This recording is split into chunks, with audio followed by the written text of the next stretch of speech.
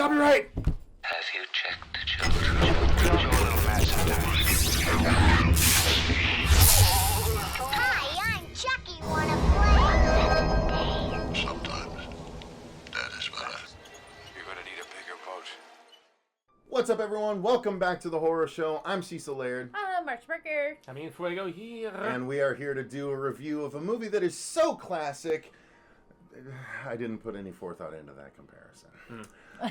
It is just a very classic movie. Very classy, classic. Yes. This is Joe a Dante. classic horror family film, I think is a, fair way to assess it. Since it was produced by Steven Spielberg, I guess that's a fair assessment. So, yeah. So, guys, we're here to talk about the original Gremlins. And I'm excited to talk about this because it's something that's long overdue for the channel, quite frankly. I've loved this movie ever since I was a little kid, and I enjoyed the hell out of this rewatch. Now, at this point in my life, I do kind of see the strings a little bit more than I used to as a kid, and so some things were like, okay.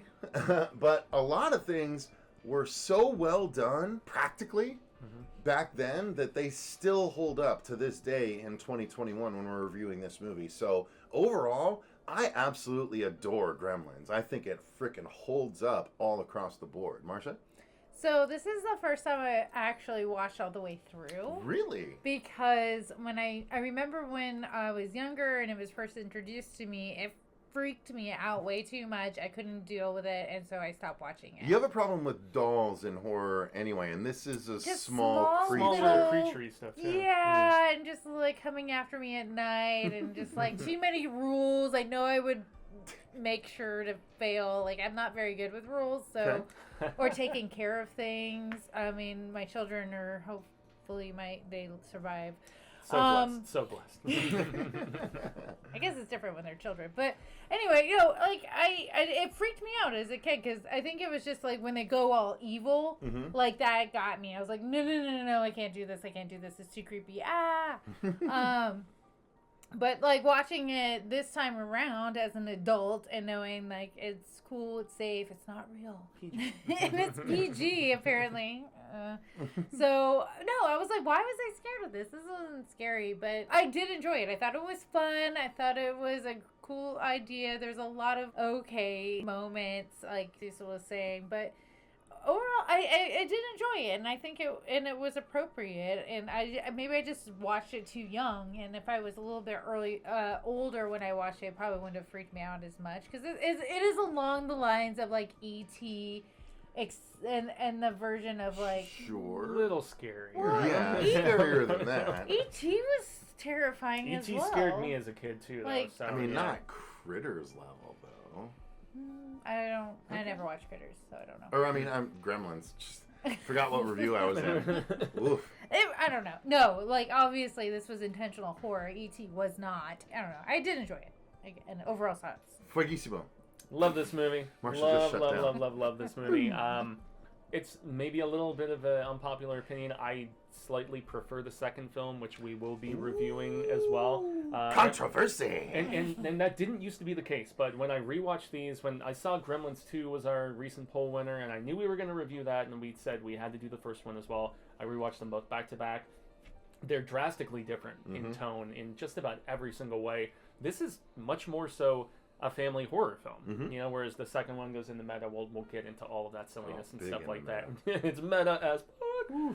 But it has one of the creepiest scenes in a movie that doesn't involve your main creatures either, which is a Father Santa telling from Phoebe Cates. That scene kind of sticks out like a sore thumb to me because... Well, that's why they even made fun of it in Gremlins 2. Yeah. Because she had another terrible story to tell about President's Day. Yeah, and you're just like, hey, be quiet. Yeah. It's like, we don't really have time for this. We gotta go. But I had the awesome opportunity, based on all the work that Cecil did creating this program, to talk to Zach Galligan, and they still keep saying they're going to make a third one, but I love this. The first animated movie. series is deep into production at this point. Which is a prequel, actually. Yeah, so that's a thing to look forward to. The third live action, who knows if Columbus will get back and we'll finally see it made. But this one It is scary, and I am just like Marcia. It terrified me as a kid because I saw it as a kid, and I know I'm a few years younger than Cecil, and so I was very young when I saw this. And there's a pool scene where they're all just and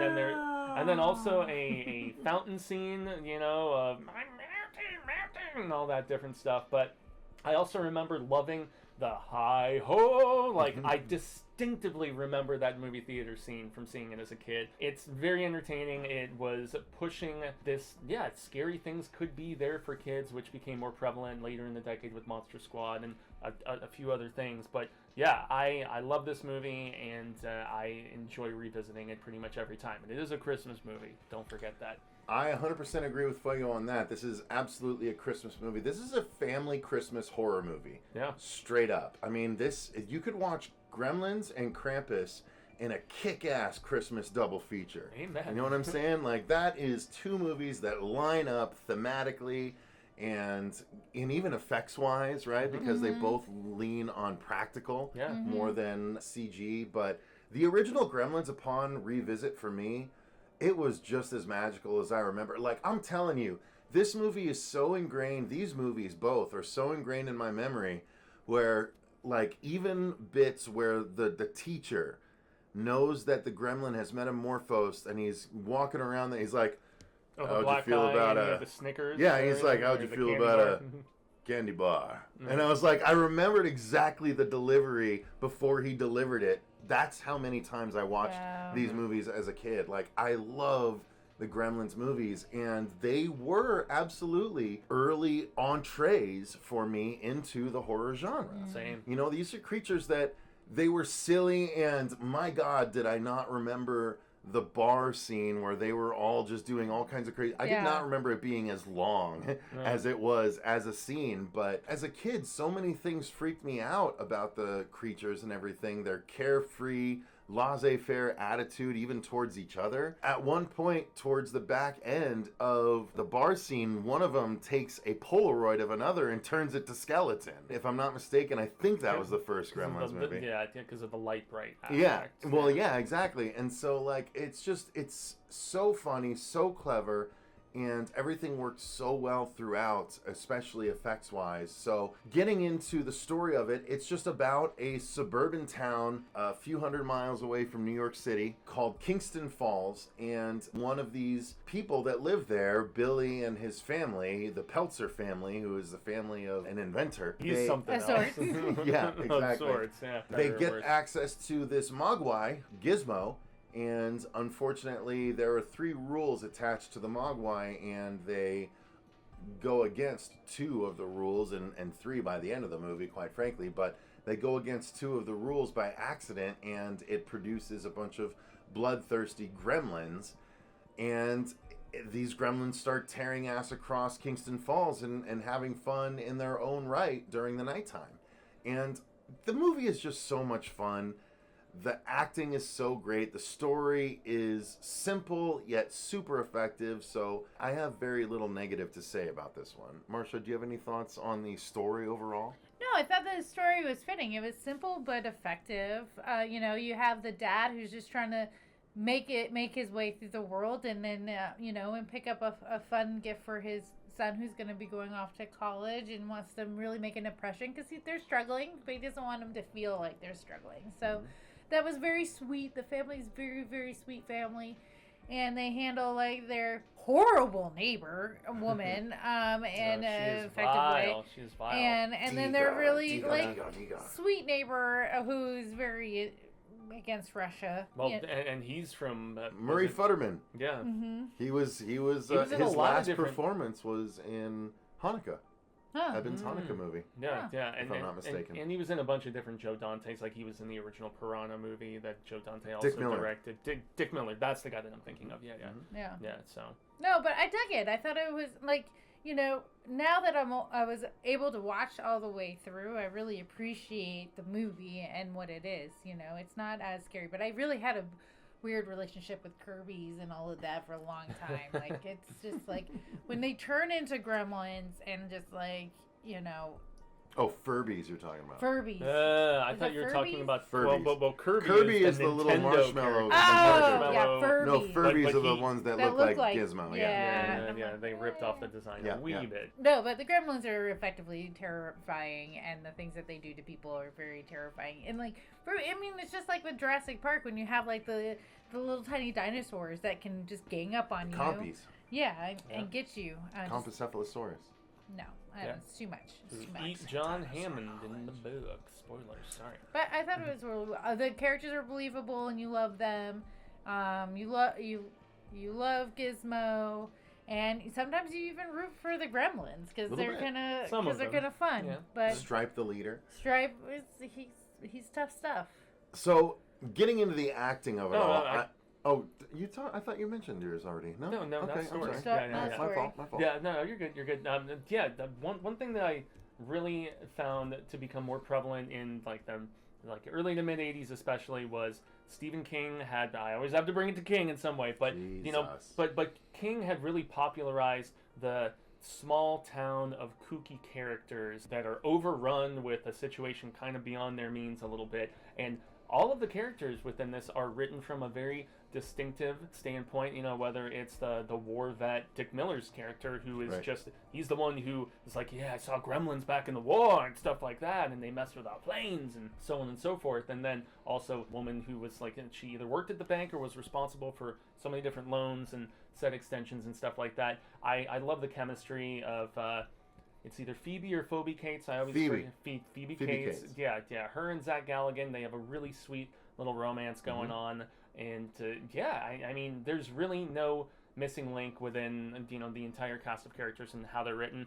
The one thing that I have seen some people say, and I have to acknowledge it because of the fact that upon this revisit viewing, maybe it's why I liked the second one a little more, because the second one acknowledges just the silliness of the fact that suddenly these mutated things that have barely been alive, they want to drink beer and they're smoking cigarettes and they know how to play cards, and just the suspension of disbelief. Yeah, sure. for sure. The rampant rate of intelligent advancement is really funny, but it does They really watch a lot lend of itself. movies, what are you gonna Yeah. Yeah, exactly, and it lends itself to some. They very... would have been watching Gremlins 2 had continuity allowed. Because Yeah. Gremlins 2, they had Gremlins 1 like all over the place. True. Yeah, but this one, it's very amusingly written and does bring instances of terror, and there are a few instances where gremlins do kill people. I always think of the one where the woman had her little chair that went up and down, Oh, and she is blasted out that window. That bitch dead, man. And I think the aforementioned teacher too. Who gets poked with the pencil and everything. That dude's dead. So yes, there's not an immense amount of bloodshed. It is still very much a PG-13 like moments of No, they're killing terror people. sort of situation, but as fun and lovable as what this little dude transforms into, from furry and lovable to scaly and slimy, there's moments of actual brutality and death. So keep that in mind for a PG film. So good introduction for kids. Yeah. Now, getting into the actual production of the film, it's phenomenal. I mean, it's presented so well. Obviously, with Steven Spielberg at the production side of things and Joe Dante at the helm, Joe Dante having proved himself numerous times over the years, it just makes for a really entertainingly presented film, I should say. Yeah. I thought all of that was great. Building of the world using said, setup was phenomenally done. Again, you got that small town feel just getting to know the characters, and that is really good, masterful filmmaking. And so they really knew what they were doing with this one, and the acting was above board for most of the roles. There were a couple of questionable ones, but nonetheless, it's all still really enjoyable, and there's not really many detractors I could think of for the film. No, I thought it was really well presented, as you said, and I agree. Like, they didn't spend a lot of time telling you about each character.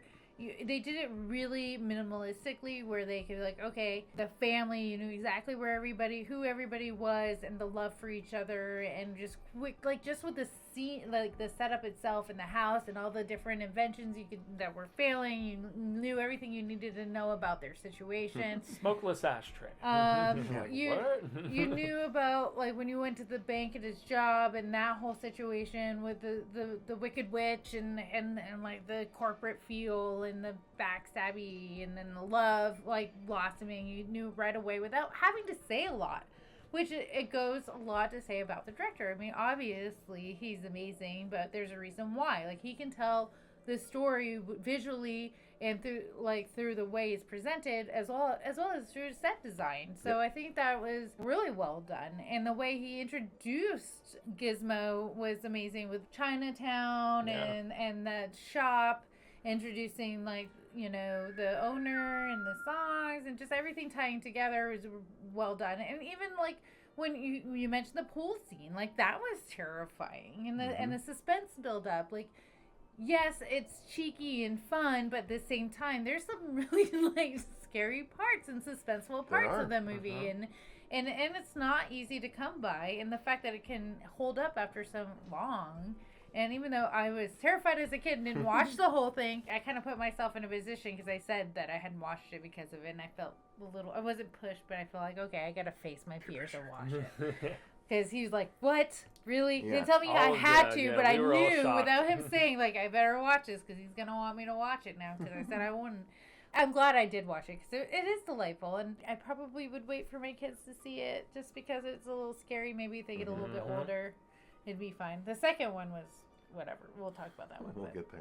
But yeah. Fuego. Yeah, I was definitely older than your oldest when I saw this. I was maybe 7, 8 years old, and that shit scared me. Anytime you have this small town where there was also, like, it's covered in snow, the juxtaposition of the fact that it's Christmas and there's supposed to be celebration, and then just the look of everything, it's so cold and kind of creepy and whatnot. And I often think of the hardware scene and just the way it was shot and the juxtaposition of, he's riding around on a trike at one point, but then he's like shooting a gun at him later on in that scene. And so it's like, oh, it's playful, but then you're reminded of the viciousness and the growing intelligence of these little nasties. And if I may, just segueing into the creature design and the effects and stuff, the Gremlins, they show them as being playful and silly at times, most notably the theater scene that I mentioned, where they're watching Snow White, but yet there are so many other scenes where they are living up to their just mischievous creepiness and,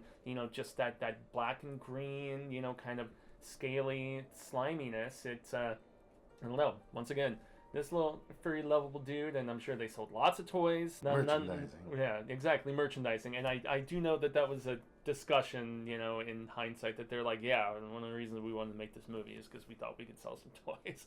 We're not going to beat around the bush about it. But yeah, I thought the animatronics and the puppetry and everything, now granted, if you're watching this in 4K, you might see those strings a little bit more so than you would on a VHS or an old school theater in the 80s when this came out. But still, the design and everything that they did with the relatively lifelike movements of all of them, I'm still impressed to this day. I do have the rose-colored glasses on a little bit because I saw it as a kid, maybe 12 or whatever at this point, might not feel the same, but I feel like this is one of those enduring classics for a reason because they did such a great job at the time. No, I agree.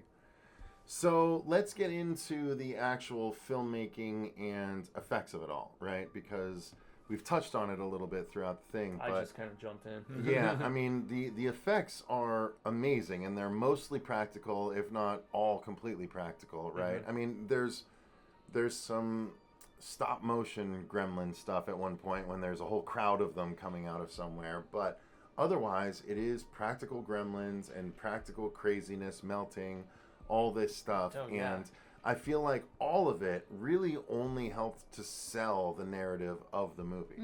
All the practical effects were so good and people were buying into the Gremlins so well. Like, there's times in the Child's Play series where the people trying to buy into the Chucky of it all don't necessarily pull it off. But all the people in Gremlins that had to deal with full-fledged gremlin attacks were really selling it and everything. So I just feel like the actual production design, the sets, and the effects sold everything so well that it was just a smorgasbord of good through this whole movie for me. Yeah, like the special effects nothing brought me out of it, and I think it was because it was practical. Because and I think if you did like the CG and all that in this, it would totally take you away from the story. And it was really well presented as well. Even with just like the dog, when the dog was strung up by Christmas lights, my heart stopped. I had forgotten about that. I was Same. I was like, oh my gosh. And thankfully it wasn't dead, because if that dog was dead, I was going to lose my mind. Yeah, because better to kill people than dogs. Yeah, exactly. Well, and that makes me want to actually talk about the score, but we'll get to that. Yeah. No, I had every intention of talking score. I knew we would. Yeah, but I mean, just to echo what you're saying, though, like, I think they did a fantastic job with the decisions they made for the special effects and how they were able to present the story using it and carry it forward, because it could have gone way the other direction. If they weren't methodical about what they did and make good choices, then this would have been a Critters movie, right? Yeah. So you're right. And I haven't watched Critters, but I've seen enough commercials. So You get it. Critters is fun. You get it. Yeah. There's a couple scenes in particular that I love, and I've mentioned a few of them already, but when you were talking about just the conflict that certain human characters have and selling it very well, where Galligan, I forget the name of his character, but his mother, his mother has that scene in the kitchen.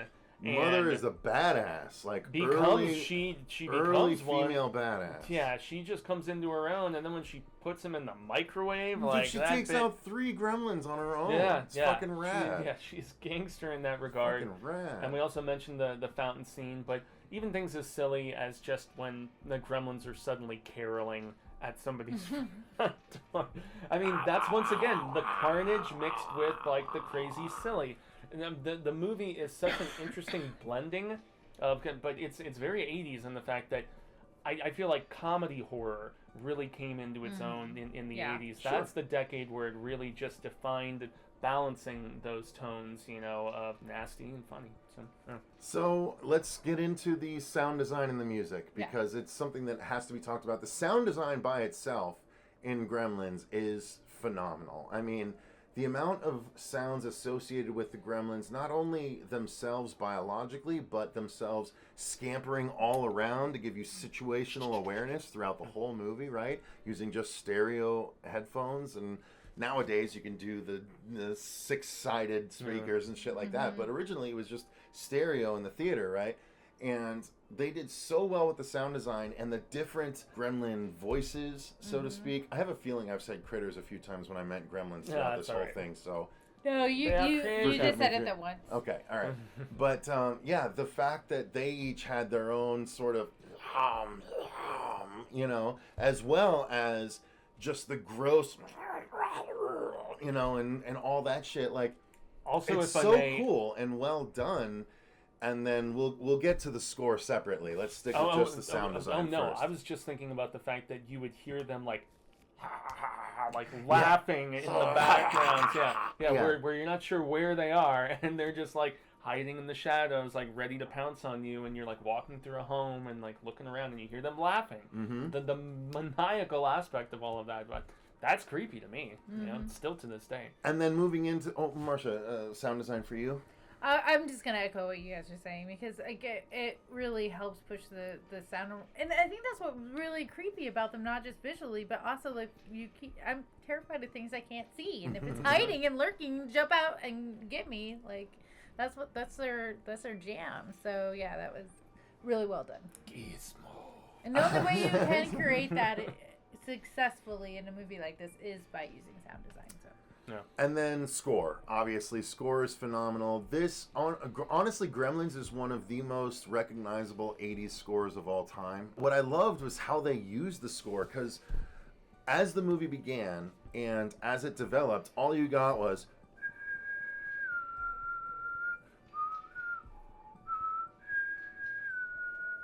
And that's obviously Gizmo's theme, right? But it's also the theme that they set up while gliding over the town at the very beginning and stuff like that. The first time you actually hear the Gremlins theme is when the 5 new Gremlins are sleeping, quote unquote, and you hear the dog whimper. As the camera pushes in on the Gremlins, you hear... dun, dun, dun, dun, dun, dun. Just barely in the background you hear that. And then it doesn't actually fully come out until like they all emerge from their things, and then it's like dun, dun, dun, dun, dun, dun. Like it's one of the best examples of using score to emphasize scenes throughout the movie that you can really find out there to me. I didn't even pay attention to that, so that's Really? amazing. Okay, I fair love enough. that score so much. That the score scared me as a kid. It almost sounded like a chant from the Gremlins themselves. That's the Gremlins to 2 me. theme.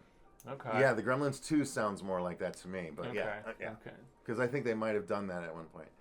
But yeah. But even setting the Christmas vibe at the very beginning, you know, with the cold winds blowing, streets getting dark. Yeah, it's a very classic Christmas song. It's I think it's a Motown song if I remember, maybe the Ronettes. But yeah, once again, this film is about balancing so many different things. You know, whether it's the fact that it's Christmas, whether it's horror, and you know, a little bit of family closeness or whatever. Even the score, you know, and the music of the popular variety they chose to use, it all just melds very well. So yeah.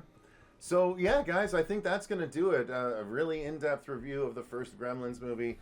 God, if you somehow haven't seen it at this point, you are depriving yourself of an absolute classic. So make sure you go and check it out, and we will be back to review Gremlins 2 at a Patreon request. So they're both very much worth talking about and in separate reviews, which is why I chose to do it this way, because my God, they're just such good movies. the new batch. So any final thoughts from you guys on the original Gremlins? Watch it. Fair enough.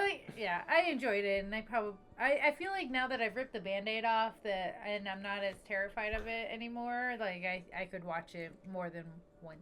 You'll show it to your sons. Eventually, yeah. Ready Ready for movie night? Exactly.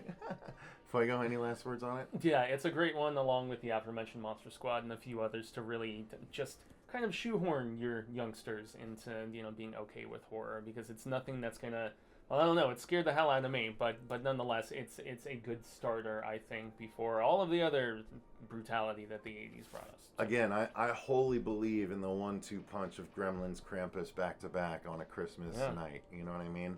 Amen. So thank you guys so much for watching. If you enjoyed the video, click the like button and subscribe. Check back in here to make sure you don't miss our review of Gremlins 2, the new batch, when we get to it. But if you're a patron, thank you so much for watching. The link to that is in the description box down below, where you guys can actually request movies like this or Gremlins 2, which is what happened and why we're reviewing this one to begin with. So thank you so much for watching. Until next time, I've been Cecil Laird. Marcia Barker. Gracias. I mean, fuego. And remember, stay scared.